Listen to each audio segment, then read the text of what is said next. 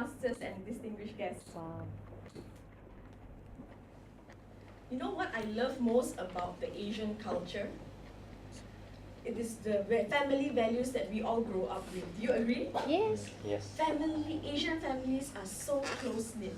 That is why when it comes to celebrations like weddings, anniversary, birthdays, and full moon, all of us will play a part and we try our very best to attend. Am I right? Yes. So now, let us imagine 60 years down the road, you are at your family reunion. On the table, you have your children and their wives and husbands seated on the right, and you have your grandchildren and also their partners seated on the left. But wait, there's one thing missing in the picture. You are not there. You are actually watching them from above, from heaven. What would be the topic of conversation? Would they remember you? Would they talk about you? Will they talk about themselves? Will they remember about the teaching and the love that you have showered them with as they were growing up? So today, I'm going to share with you, I'm going to give you a glimpse of my life because this is my icebreaker speech so that we will all get to know each other a little bit better. So this story actually starts in the year 1925. There was this young lady who was born in Penang. She was a feisty little one. She was a freedom fighter, always fighting for her right. That lady was my grandmother. She grew up in the era where she was born into quite a well-to-do family where my great-grandfather owns a construction company, and also, so she went to the best schools. She went to the convent school, they had private tutors, and she helped my grandfather to run the business. She's in charge of the accounting and the banking in. So therefore, they lived quite a privileged life. And of course, she also had the luxury of enjoying her life. You know, back in those days, girls were not allowed to play sports. They are supposed to be at home and be prim and proper. But she was against all odds. She will wear the shortest shorts and she will go and play badminton. So fast forward it a bit, the war came. Yeah. So and then of course there was like economy was not good, and then they actually lived on my grandfather's business funds. And then back in those days, when your father was rich, they will have mistresses, which is quite common. So my grandmother will go against her father. So she moved down, she packed her bags and she went down to KL and she went to nursing college, where she actually lived on her own terms because she refused to be confined and be conformed to society's box and ideals. 4 years later, she came back and she married my grandfather. And then, of course, then my father was born. As you know, strong genes runs thick in the blood, right? So my father was also quite a notorious kid. You can imagine the comic strip. You know Dennis the Menace? Are you all familiar with Dennis the Menace? Cheeky, notorious, never listen, always getting himself into trouble. But he was actually, the apple don't fall very far from the tree. Mm-hmm. Yeah?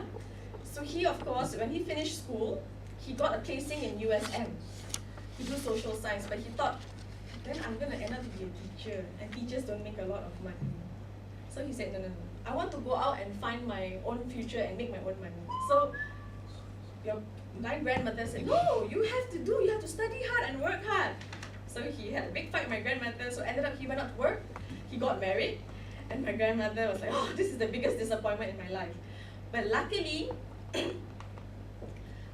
because of that, he actually managed to convince my grandmother, because as he worked up along his career, he actually did quite well for himself. So growing up, we as children, my parents were busy. My father busy with his career, my mother with her business. So we grew up with my grandmother.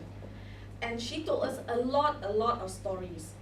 So these were the stories that reminded me of, what all these stories actually reminded me of her treasure box. From young, she always had this box, and she keeps it locked inside her drawer in the closet. And every time she opens the drawer, everybody swarms there because we want to know what's inside. And she's very secretive, she will hide in one corner. Little did I know that all the stories that she told us, actually there was a small treasure inside there that represented the stories that she told us. So when I was growing up with her, as a kid, I was a very carefree kid. I will be the one wearing the shortest skirt and climbing the highest on a monkey bar. In class, I spoke the loudest because I was very carefree. And if I were to go shopping with my grandmother, I would actually make noise and I'll ask her to buy me something. But the moment I got it, I will forget about it and I'll just leave it one side. But these are the things that make me the person that I am. And that is really fantastic. So fast forward a little bit, then I was in my teenage years. Oh, those were the coolest days. Those were the days of the big black jeans, the dark red lipstick, and the thick eyeliner. Because I was so cool. You know, I was a rocker in those days. Yeah. So it was a rebellious time for me because my father expected me to like this, and I said no. Why? So he wanted me to go to school. I went to school. I finished my Form 5. I went to KDU. So he said, you must get a good job. No, he also sounded like my grandmother at the end. So I did. I gave it a shot because I had to follow what he wanted. I studied accounting and finance. After 2 semesters, I felt like I wanted to throw up. Because it's not my cup of tea. So I changed. Then after that, I went to American degree program. Studied American history, studied at the same time psychology. I aced it. But then after that, he told me, hey, psychology, you look at crazy people or criminal, you cannot make money in Malaysia, we have no market. Then I said, walao, and then what do you want me to do? So eventually he said, now mind, you live life at your own term. You are the result of your life. So that's when I decided that I wanted to go into aesthetic science because my mom had a beauty and health business. So I pursued what I liked. And along the way, I also met the love of my life because before this, my boyfriends were non-Chinese. But little would you imagine that I actually married the most China-looking boy, which is my husband. You know why I want to marry someone that's not Chinese? Because I want the cutest little kids. You see, these Angmo kids, they look so cute. Okay. And when you look at my son, he looks like a total China apek. But it's okay. You know why? This is the most amazing journey of my life because until I became a mother, I never knew I could love someone so much. That is the reason why I continued with the family tradition of having a treasure box. And inside this treasure box, this is my son's favorite toy because when we wanted to get him to walk, it was so difficult. So I had to park all the cars to entice him to walk, and eventually he did it. So these are the things that I want him to remember. And at the same time, he loves Lego. So this Lego actually represents every milestone with him. His first word, his first step, and so forth.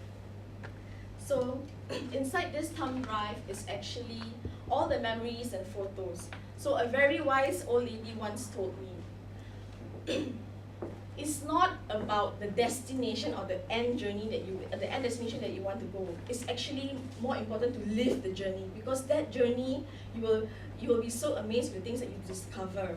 And that is what makes you the person that you are. And she said, so she told me, eat, pray, fall in love, make mistakes, but most of all, never give up.